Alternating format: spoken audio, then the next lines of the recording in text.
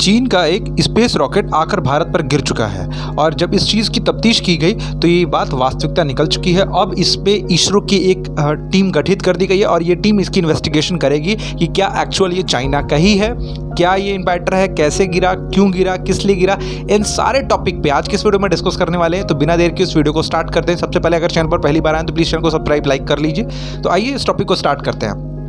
आपने मेरे YouTube के थंबनेल में देखा होगा, मैंने लिख के रखा हुआ है स्पेशल फोकस चाइना, मतलब चाइना पे मेरा स्पेशल फोकस रहता है। तो भारत में, क्योंकि देखिए आने वाले कल में भारत का जो सबसे बड़ा कोई टारगेट है या सबसे बड़ा कोई दुश्मन होने वाला है तो चाइना ही होने वाला है, ठीक है। तो इसलिए मैंने लिखा हुआ है भारत में गिर चुका है चीन का एक स्पेस रॉकेट। कैसे गिरा, सबसे पहले तो आपको ये बता देता हूँ। इसरो का दावा है कि ये मतलब जो मलबा है चीन के स्पेस रॉकेट का हो सकता है, ये दावा इसरो का है, ठीक है। अब मैं आपको बता देता हूँ WION न्यूज़ ने कैसे कवर किया है। ISRO team to be prove suspected Chinese rocket debris that fell in Maharashtra village, Maharashtra के गाँव में गिरा हुआ है, ठीक है। ISRO team to inspect Chandrapur space debris, Maharashtra के जिले चंद्रपुर में जाके गिरा हुआ है। ISRO to send team to investigate object that the fall from the sky in Maharashtra, जो आसमान से गिरा हुआ था। हिंदू ने आर्टिकल निकाला हुआ है, द टाइम्स ऑफ इंडिया ने निकाला, WION ने निकाला है, बहुत सारे एजेंसीज ने निकाला हुआ है। अब बात करते हैं क्या हुआ, कैसे हुआ, ठीक है। तो आप अपनी स्क्रीन पर देख सकते होंगे, गोला सा एक आप फिगर देख पा रहे होंगे, यही है, ठीक है, चाइनीज स्पेस डेब्रिस।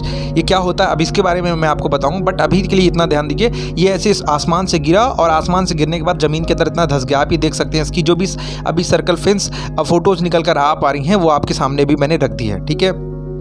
अब इसके पे एक कंसल्ट निकल के आ रहा है, ANI ने इसके पे एक वीडियो भी रिलीज़ किया हुआ है। ये आसमान जब गिर रहा है तब इसके पे एक वीडियो भी रिलीज़ किया गया है। अब आप वो वीडियो भी देख सकते हैं। बहुत सारे लोग यहाँ पे खड़े हैं और देख भी रहे हैं। आप सोच सकते हो कि इतना बड़ा मलबा जब गिरा है तो इससे बहुत सारे नुकसान भी हो सकते थे। जी हाँ, बहुत ज़्यादा नुकसान हो सकते थे। पार्ट ऑफ ये जो पार्ट आपको दिख रहा है, part of the possible Chinese rocket debris landed in rural India, object in space में not always born to burn up completely in the atmosphere in the deorbit, ठीक है। अब इसके बारे में थोड़ा और तफसील से बात करेंगे, लेकिन उससे पहले कुछ इंपॉर्टेंट पॉइंट आपको मैं बता देना चाहता हूँ। सबसे पहले एक जिनथियम MC डोवल की तरफ से ट्वीट किया गया, this is picture to Chiong 3B long March 380 serial Y77 on the launch pad in February 2021। ये चाइना का रॉकेट है, ठीक है। According to the expert in the field, जो इस फील्ड के एक्सपर्ट है उनका ये मानना है कि जो ये गिरा हुआ है 2 अप्रैल की रात में ये री एंटर हुआ है अपने तीसरे स्टेज में और चाइना के चांगजिंग 3B लॉन्ग मार्च 3B रॉकेट का ये मलबा है। The particular rocket is set to be launch in February 2021। 2021 में फरवरी में ये इसको लॉन्च किया गया था और अब जाके इसका जो मलबा है वो गिरा। देखिए मलबे से एक चीज़ आप और समझ लीजिए, आपके सामने एक रॉकेट की तस्वीर है, ठीक है। रॉकेट का जो ऊपर से नीचे का हिस्सा है सारा का सारा वेस्ट होता है, सारा का सारा अंतरिक्ष जाके कचड़ा बन जाता है, ठीक है। जो ऊपर वाला आप कैप टाइप का देख रहे हो कि वही मेन होता है, उसी में सैटेलाइट्स होती हैं। बट अगर आपको ये सारी चीज़ें नहीं समझ में आ रही है, रॉकेट के बारे में आपको बिल्कुल नॉलेज नहीं है, तो आप रॉकेट के बारे में, मिसाइल के बारे में स्पेशली मैंने एक वीडियो बना के रखा हुआ, आप जाके वो भी देख सकते हैं। बट अभी की अगर बात करते हैं तो यही ऑब्जेक्ट मैंने आपको यही समझाया कि जो ये आपके सामने रॉकेट आप देख रहे हैं, इस रॉकेट में जितना ऊपर से कैप के नीचे जितना भी हिस्सा है ना, इसको सिर्फ यूज़ किया था फ्लाइंग करने के लिए, ठीक है। एटमॉस्फेयर में अगर वायुमंडल में चला गया, अंतरिक्ष में चला गया, उसके बाद इन सारी चीज़ों का कोई काम नहीं, सब कचड़ा बन जाएंगे। यही एक कचड़ा आकर भारत पे गिरा हुआ है, ठीक है। अब बताइए, भारत ने अभी चीन का स्पेस रॉकेट गिर गया तो भारत क्या कर रहा है और भारत का इसरो इस पर अपनी क्या प्रतिक्रिया दे रहा है, ठीक है। तो ये स्पेस रॉकेट फरवरी 2021 में लॉन्च हुआ था, इसरो का ये दावा आ चुका है, ठीक है। अब एक जोनाथन MC डोवल एक पत्रकार हैं, शायद उन्होंने एक ट्वीट भी किया हुआ है कि I believe this is a re enter of Chinese rocket stage the third state of China Jiang 3B serial number Y77 which was launched in February 2021 में। It was expected to re enter in the next hour और so and the track is a good match.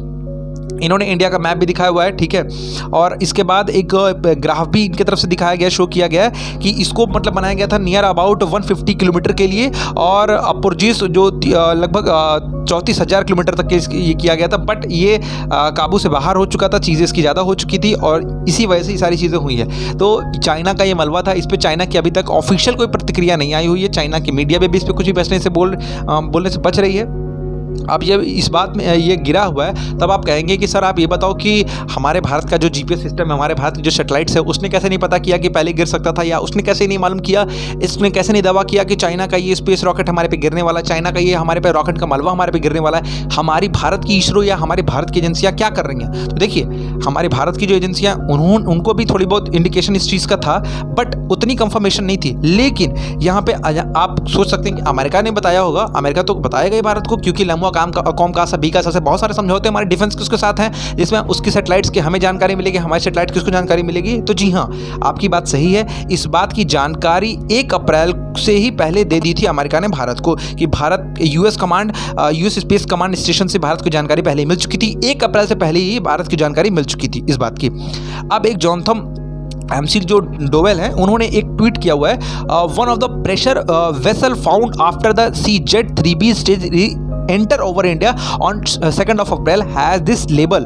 ठीक है, इनकी इस पे एक आप देख रहे होंगे जो अभी इन्होंने ट्वीट किया हुआ फोटो, उस फोटो पे जो भी चीज़ें लिखी हुई है चाइना से थोड़ा मैच होती दिख रही है, इसलिए इसका ज़्यादा शक चाइना की ओर जा रहा है। और ये जो है इन्होंने बहुत सोच समझ के इस बात को बोला है और स्पेस की अच्छी खासी जानकार भी है। जहाँ तक इस सूत्र बताते हैं, जहाँ तक इनका ऑफिशियल ट्विटर अकाउंट की बायो भी देखी जा रही है, तो ऑफिशियल इनके यही बता रहा है कि इसरो से जुड़े सारी चीज़ों या नासा से जुड़े सारी चीज़ों उस पर इनकी अच्छी खासी रिसर्च भी, स्टडी भी है और नज़र भी रखती हैं। तो अभी फॉर्मल जो कम्युनिकेशन डिटेल्स निकल कर आ पा रही हैं वो यही है कि महाराष्ट्र के एक ज़िले में, चंद्रापुर ज़िले में आग की चीज़ें गिरी हुई हैं। इससे किसी को भी हताहत होने की कोई खबर नहीं है, बट अगर इतना भारी भरकम चीज़ अगर किसी इंसान पे ऊपर गिर जाता तो वो जमीन कितने फीट अंदर घुस जाता, इसका कोई अंदाजा नहीं लगाया जा सकता। साथ ही साथ अगर ये किसी घर पे गिरता तो बहुत बड़ा डैमेज भी आ सकता था, या किसी एजेंसी या किसी इंडस्ट्रियल एरिया में गिर सकता था तो वहाँ भी बहुत अच्छा खासा धमाका हो सकता था, बट ऐसा कुछ अभी तक हुआ नहीं है।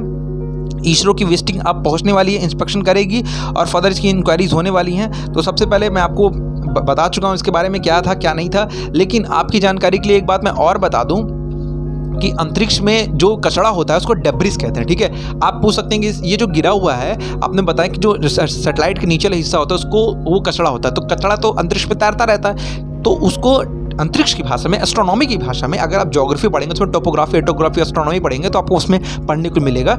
अंतरिक्ष में जो कचरा होता है उसको डेब्रिस कहते हैं। ठीक है, अभी भारत को छोड़कर या भारत को लेकर भी पूरे विश्व में अगर बात करते हैं तो अंतरिक्ष में 3000 से ज़्यादा रॉकेट्स का कचरा अभी है अंतरिक्ष में। ठीक है, अब इस पे इसरो के ऑफिशियल्स ने तो अभी कुछ कहा नहीं है, लेकिन हाँ एक स्क्रीनशॉट अभी ज़रूर आया है सोशल मीडिया के कि इसरो ने अपने इनपुट्स और सेवरल सोर्सेज से रिसीव किया है इस चीज़ को कि mysterious flashing light screen in the sky during the evening hour on April 2, 2022 in Maharashtra and Madhya Pradesh. Formal communication has been receive from the office of the district magistrate and district collector of Chandrapur Maharashtra. It is reported that a metal ring, मतलब एक धातु जो गोला थी, and a cylinder like object, मतलब cylinder like उसके जैसा एक ऑब्जेक्ट था, और found in open field in Pawanpur village. Pawanpur एक गांव है जहां पे ये गिरा। As requested by the district administration, as team of scientist from ISRO is visiting Pawanpur for inspection and further scientific inquiry होने वाली है इसके पे।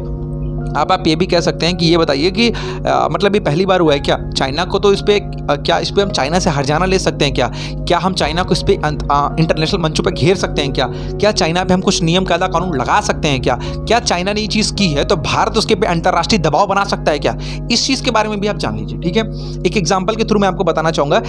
1978 में सोवियत संघ के एक अंतरिक्ष यान का मलबा कनाडा पर गिर चुका था। ठीक है, यूएसएसआर जिसमें 15 देश थे, उसको आपको मालूम ही है सोवियत संघ में टोटल 15 देश थे, तो उसमें उस टाइम 1978 में कनाडा पे एक मलबा गिर गया था सोवियत संघ का। तो उस टाइम कनाडा ने इस घटना के लिए 45 करोड़ रुपए का हर्जाना मांगा था और देना भी पड़ा था इनको। अभी वर्तमान में क्या स्थिति चल रही है मैं आपको बता दूं। वर्तमान में जो स्थिति अंतरिक्ष में है उसमें 30,000 से एक्टिव सैटेलाइट अभी वर्तमान में चल रही हैं और 3,000 इनएक्टिव सैटेलाइट्स हैं। इनएक्टिव सैटेलाइट का मतलब आप ये मत समझ लीजिएगा कि इन यूज सैटेलाइट्स है, नहीं, ये मलबा नहीं है। ये मैंने आपको बता दिया, डेब्रिस जो है उसका कचरा होता है, मलबा होता है। ये जो 3,000 इनएक्टिव सैटेलाइट्स है, इसका मतलब ये है कि इन्होंने अपनी सैटेलाइट्स की जो वर्किंग होती, जो भी पीरियड होता है, उस ड्यूरिंग पीरियड को खत्म कर लिया है। अब ये सैटेलाइट नहीं रह गई हैं, इन्होंने अपनी एज ग्रुप को पूरा कर लिया। अब ये सिर्फ और सिर्फ एक कचड़े के रूप में बन चुकी इनएक्टिव सैटेलाइट्स हैं। अभी जो वर्तमान में लगभग 3,000 इनएक्टिव सैटेलाइट्स हैं। तो अगर भारत चाहे तो चाइना पे अगर ये चीज़ श्योर हो जाती है, इसरो अगर श्योर कर देता है, इसरो की इन्वेस्टिगेशन एजेंसीज को श्योर कर देती हैं, तो भारत चाहे तो अच्छा खासा इनके पे पेनल्टी ले सकता है और चाहे तो इनके पे कोई प्रतिबंध भी लगा सकता है, चाहे तो इंटरनेशनल मंचों पर इनको कुछ भी इनके साथ कर सकता है।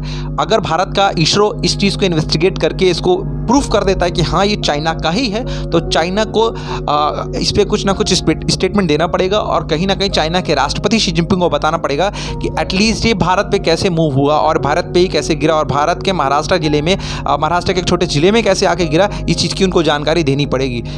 इस वीडियो पर आपका क्या मानना है? आई होप मैंने इस टॉपिक के बारे में आपको बहुत बेहतरीन तरीके से ब्रीफ करके टेक्नोलॉजी क्या चल रही है, कैसे चल रही है। और मैं आपको एक चीज़ और बता दूं, अभी SpaceX जैसे है जो अंतरिक्ष में मलबा है, कचरा है, आप ये भी पूछ सकते हैं कि क्या ये खत्म नहीं हो सकता। तो मैं आपके लिए उसकी बात एक बता देता हूँ। SpaceX आपने नाम सुना ही होगा, एलॉन मस्क का, मैंने वीडियो में बना के उनके पे रखी हुई है। स्टारलिंक जैसे बहुत सारे प्रोजेक्ट की पूरी दुनिया में इंटरनेट फ्री में देना है, तो इसके लिए हम बहुत सारी सैटेलाइट्स को छोड़ेंगे।